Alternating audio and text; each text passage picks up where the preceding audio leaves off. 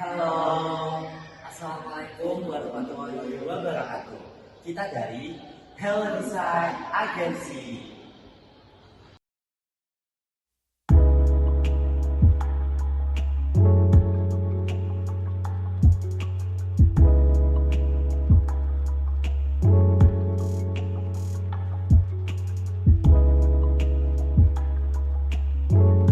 Selanjutnya, kita akan membahas terkait New Wave Tactic. Taktik sendiri adalah suatu strategi yang dilaksanakan untuk mencapai tujuan yang sesuai dengan pelaksanaan strategi. Nah, di mana di dalam aplikasi taktik ini terdapat beberapa elemen-elemen yang mencakup diferensiasi, bauran pemasaran, dan juga penjualan. Selanjutnya, kita akan membahas terkait codification. Codification ini merupakan perubahan dari differentiation, yaitu menekankan pentingnya diferensiasi dan keunikan dalam menetapkan kode DNA yang tidak dapat ditiru oleh pesaing. Atau dengan kata lain, di mana kita harus dapat membuat suatu produk yang kira-kiranya pesaing itu tidak dapat meniru dari apa yang kita jual ataupun kita tawarkan. Lalu yang kedua yaitu adalah co-creation. Co-creation merupakan sebuah pergeseran dari strategi pemasaran tradisional berbasis produk dan menekankan kolaborasi dengan konsumen dalam pengembangan produk. Jadi di mana co-creation ini kita lebih berhubungan dengan pelanggan untuk dapat mengembangkan produk kita. Jadi di sini kita dapat menerima saran maupun kritik dari para konsumen. Lalu yang selanjutnya adalah koherensi. Koherensi merupakan perubahan dari strategi pemasaran tradisional berbasis harga menyoroti kompleksitas penetapan harga dalam era digital. Kita ketahui secara bersama bahwa terdapat sebuah pergeseran dari pemasaran tradisional ke pemasaran digital. Oleh karena itu dapat dipertimbangkan juga untuk bagaimana strateginya dalam perubahan-perubahan yang terjadi untuk kompleksitas seperti penetapan harga dan lain sebagainya. Lalu yang selanjutnya adalah communal activation. Communal activation sebagai pergeseran dari marketing mixed place yaitu dan menyoroti perubahan praktik pemasaran yang semakin menuju ke arah komunal daripada yang berbasis horizontal. Lalu yang selanjutnya adalah conversation. Conversation sebagai pergeseran dari marketing mixed promotion menekankan peran penting konservasi dalam pemasaran modern. Lalu selanjutnya adalah commercialization. Commercialization sebagai pergeseran dari selling menyoroti komunikasi dua arah dan juga pengoptimalan atas rekomendasi antara konsumen atau anggota komunitas. Selanjutnya, kita akan membahas mengenai New Wave Strategy. Di topik New Wave Strategy ini, kita akan membahas 3 poin pembahasan. Yang pertama ada communication atau komunikasi, yang kedua ada confirmation atau konfirmasi, yang ketiga ada clarification atau klarifikasi. Communication pada New Wave Strategy sendiri sangat penting agar satu orang dengan orang yang lain dapat berkolaborasi atau menciptakan suatu komunitas yang baik nih. Contoh misal ada Budi dan Ani, mereka bikin kolaborasi untuk membuat karya tulis ilmiah nih tentang bahaya game online terhadap literasi digital.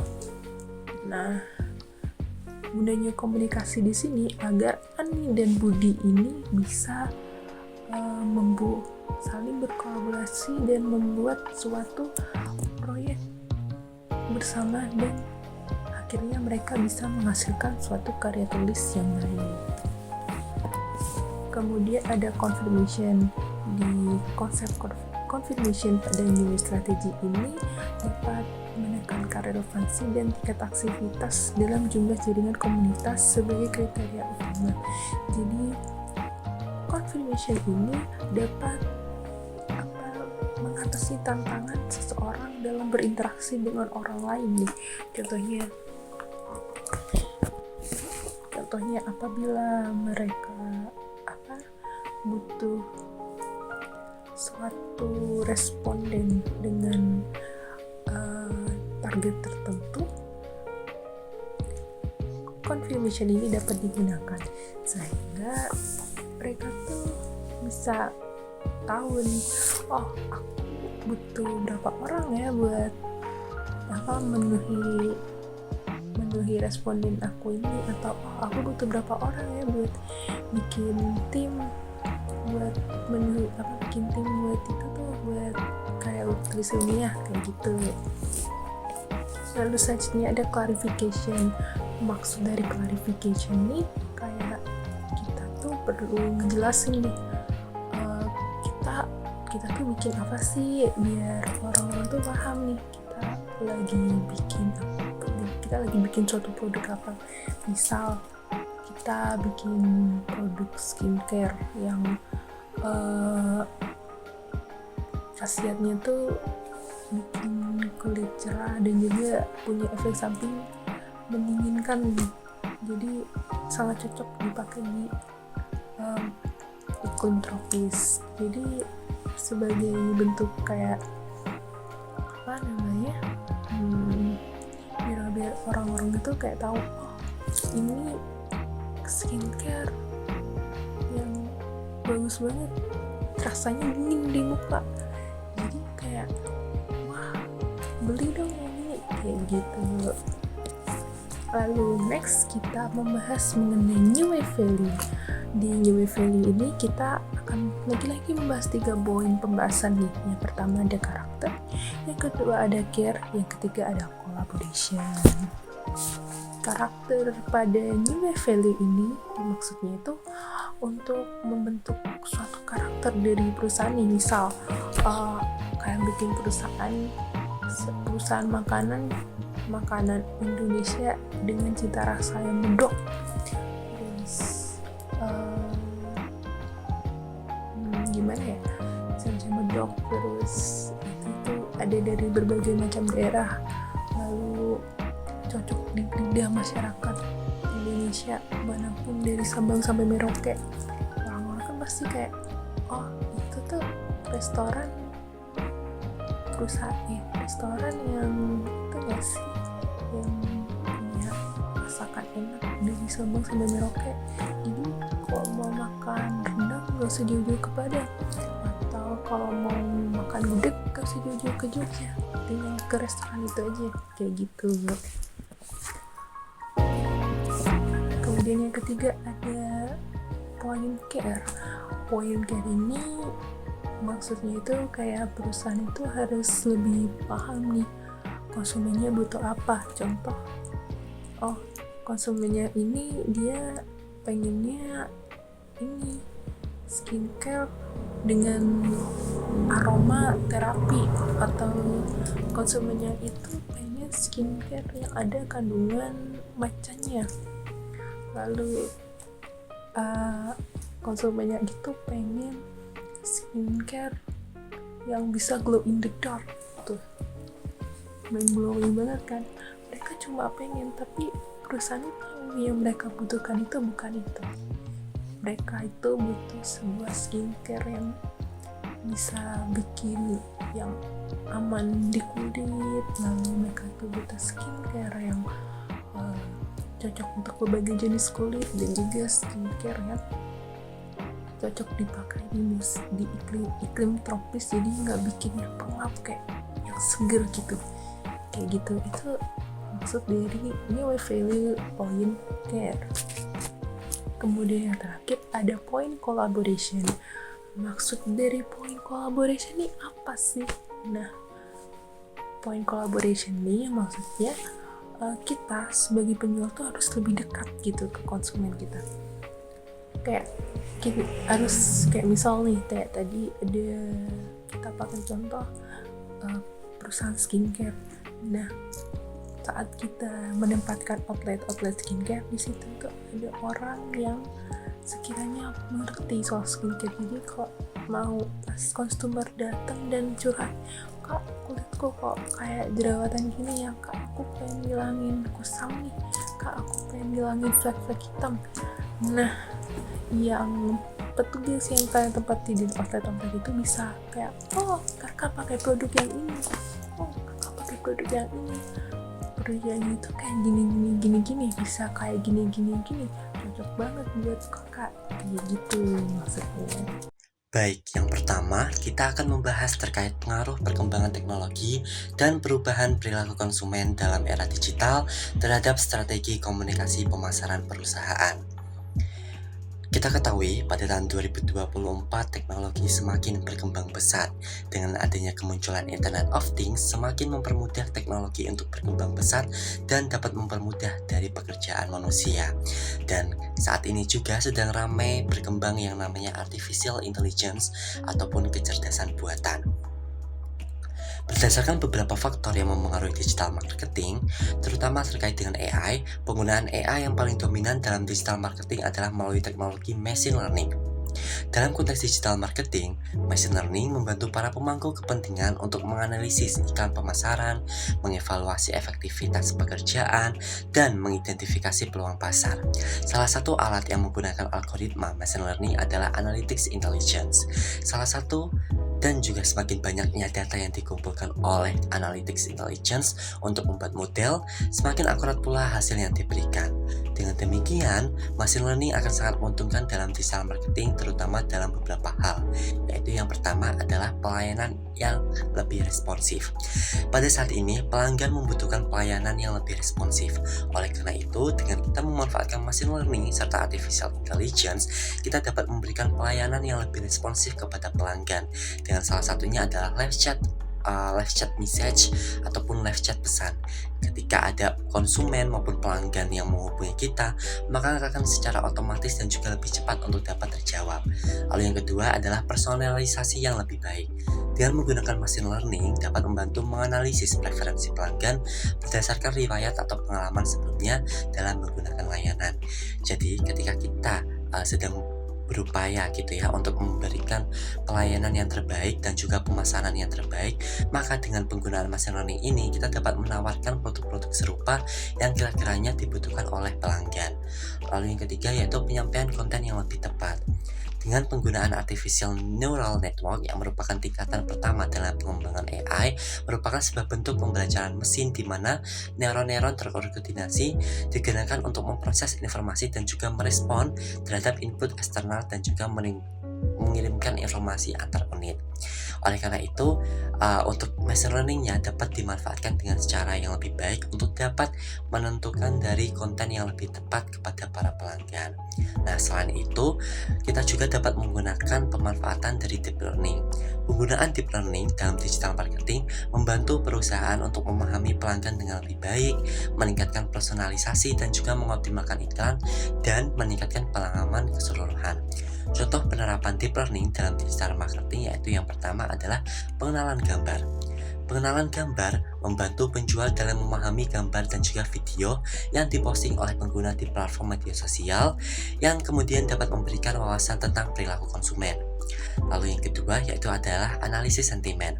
Analisis sentimen adalah alat yang umum digunakan oleh berbagai pihak, termasuk pembeli dan juga pemasar untuk mendapatkan pemahaman tentang barang dagangan atau tren pasar. Lalu yang ketiga yaitu rekomendasi personalisasi. Dengan pemanfaatan deep learning, pengembangan sistem rekomendasi dapat ditingkatkan secara signifikan. Dengan menganalisis perilaku dan preferensi pelanggan, deep learning dapat memberikan rekomendasi yang disesuaikan secara personal untuk produk atau konten yang relevan. Hal ini berpotensi untuk meningkatkan keterlibatan pelanggan serta meningkatkan konversi penjualan. Lalu yang keempat yaitu adalah pencarian visual. Pengembangan mesin pencari visual memungkinkan pengguna untuk melakukan pencarian gambar berdasarkan konten visual seperti mencari produk yang serupa atau menemukan inspirasi berdasarkan gaya atau tampilan tertentu. Jadi mungkin teman-teman bisa ketahui ada yang namanya sebuah fitur di mana kita memberikan ataupun mengupload sebuah foto ataupun gambar, maka sistem secara otomatis akan dapat mencarikan gambar ataupun foto yang kita upload. Seperti itu contohnya. Lalu yang kelima adalah big data. Dengan big data dan juga dengan mempelajari pola komparasi dalam big data, deep learning dapat membantu perusahaan dalam memahami tren pasar, meramalkan permintaan produk, atau mengoptimalkan strategi pemasaran. Dan dampak besar dari big data telah terlihat pada berbagai industri seperti kesehatan, industri, dan retail, di mana big data ini sangat berpengaruh besar untuk dapat memberikan volume dan juga informasi secara menyeluruh. Lalu yang selanjutnya adalah voice atau speech recognition. Dengan adanya voice atau speech recognition ini adalah sebuah proses untuk mengubah sinyal ucapan menjadi rangkaian kata. Jadi dapat digambarkan. Untuk contohnya adalah kita mencari di Google ataupun YouTube ataupun pencarian yang lain dengan menggunakan suara saja, maka informasi ataupun barang ataupun produk yang kita cari dapat muncul dengan otomatis. Lalu yang terakhir adalah Ads Optimization. Dengan adanya deep learning ini dapat meningkatkan dan juga dapat memanfaatkan dan juga mengoptimalkan iklan digital. Dengan menganalisis data perilaku pengguna dan juga respon terhadap iklan, deep learning dapat mengidentifikasi pola-pola yang efektif dan mengoptimalkan penargetan, penempatan, dan juga tampilan iklan. Lalu terdapat strategi pemasaran untuk tantangan dan peluang ini. Yang pertama, untuk kebisingan informasi online. Merek-merek harus berkompetensi untuk menarik perhatian konsumen di antara banjir informasi dan konten yang tersedia di internet. Sehingga kebisingan ini dapat mengaburkan pesan pemasaran dan membuat sulit bagi merek untuk membedakan diri mereka dari pesaing. Tapi karena keterlibatan konsumen ini akan menjadi konten yang viral bagi suatu informasi ini, sehingga menciptakan konten yang unik, menarik, dan mudah dibagikan, dan akan membantu organisasi untuk meningkatkan keterlibatan konsumen dan dapat memperluas jangkauan merek mereka secara organik. Yang kedua yaitu kesulitan membangun keterlibatan yang berkelanjutan.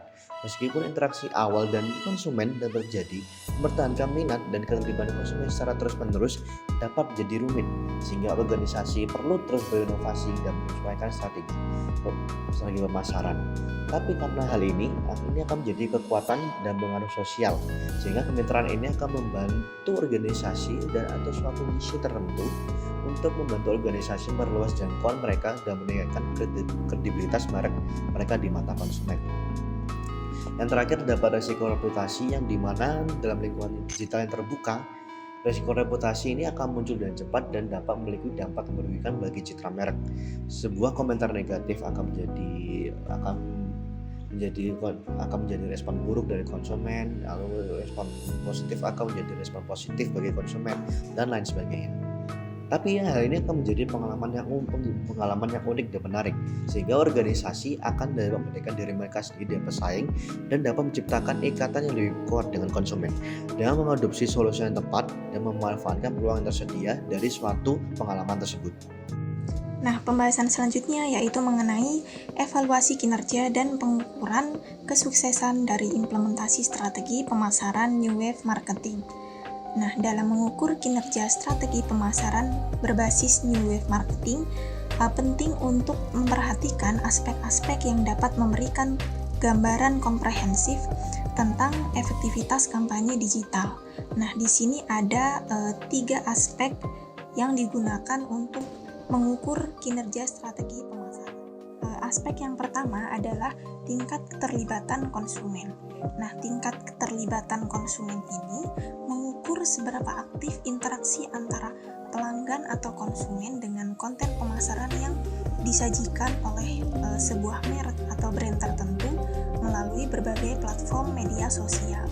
Nah, tingkat keterlibatan konsumen yang tinggi ini menunjukkan bahwa konten yang disajikan telah relevan dan menarik bagi audiens target. Nah, aspek yang kedua yaitu tentang peningkatan merek awareness. Nah, merek awareness ini apa sih? Merek awareness ini merupakan istilah yang menggambarkan bagaimana dan sejauh mana konsumen mengenali dan mengidentifikasi suatu brand atau merek tertentu. Nah, peningkatan merek awareness ini mencerminkan sejauh mana kampanye berhasil dalam meningkatkan pengetahuan atau kesadaran konsumen tentang sebuah merek. Nah, biasanya merek awareness ini dapat diukur mulai dari calon konsumen yang mengenal merek dari setiap kebutuhannya, dan pada proses ini biasanya calon konsumen melihat sebuah merek dari iklan-iklan atau dari orang lain, sehingga dari proses-proses tersebut maka akan terbentuk sebuah merek atau brand awareness. Aspek yang ketiga yaitu terkait dengan konversi penjualan.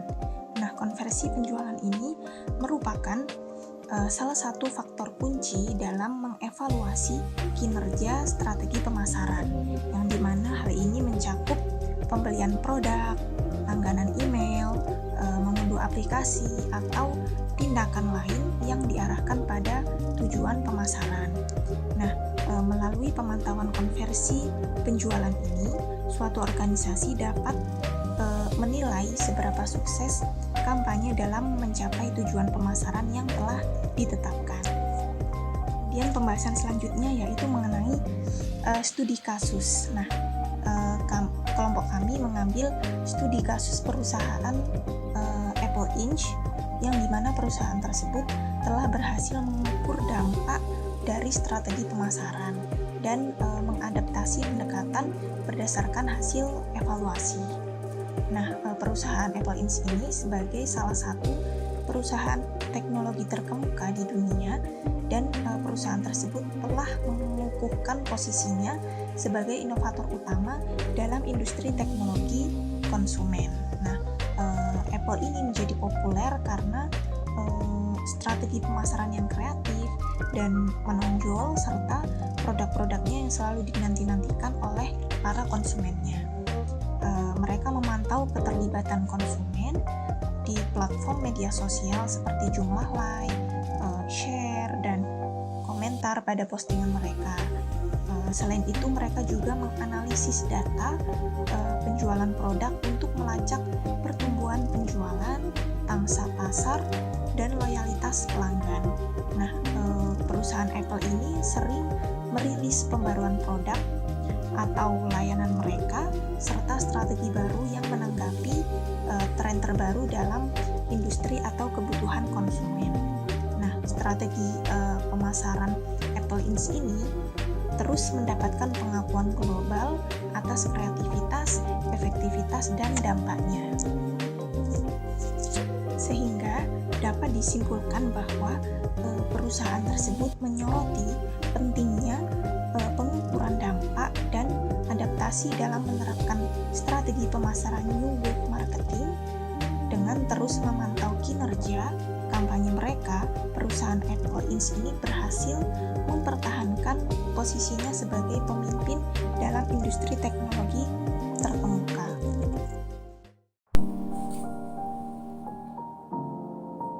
Yang terakhir yaitu kesimpulan dari pembahasan poin yang pertama mengenai New Wave Marketing. Konsep New Wave Marketing ini menekankan pada interaksi langsung, konten berharga, dan juga keterlibatan aktif konsumen yang mengubah cara pemasaran tradisional. Aspek utamanya di sini yaitu beralih dari strategi pemasaran konvensional ke strategi yang lebih berfokus pada interaksi langsung dengan konsumen. Dan dengan menerapkan konsep New Wave Marketing ini, perusahaan dapat lebih responsif terhadap perubahan pasar, kemudian meningkatkan keterlibatan pelanggan, memperkuat hubungan dengan konsumen, dan juga meraih kesuksesan bisnis yang berkelanjutan di era digital. Sekian dari kami. Wassalamualaikum warahmatullahi wabarakatuh.